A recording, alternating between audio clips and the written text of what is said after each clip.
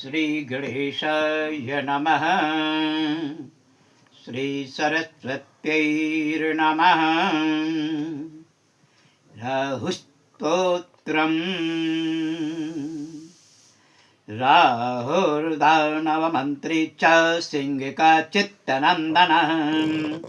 अर्धकायः सदा क्रोधी चन्द्रादित्यविमर्दनः। रौद्रौ रुद्रपितौ दैत्या स्वभानुभानुभीतिदः। गृहे राजा सुधापायी राकातिन्ध्यविलाक्षुकः। कालदृष्टि कालरूपा श्रीकण्ठहृदयाश्रय। विद्युन्पतः सैकयेयो घोररूपो महाबल। गृहे पीडाकरो दृष्टि रक्तनेत्री महोदरा। पञ्चविंशतिनामानि दया राहु सदा नर।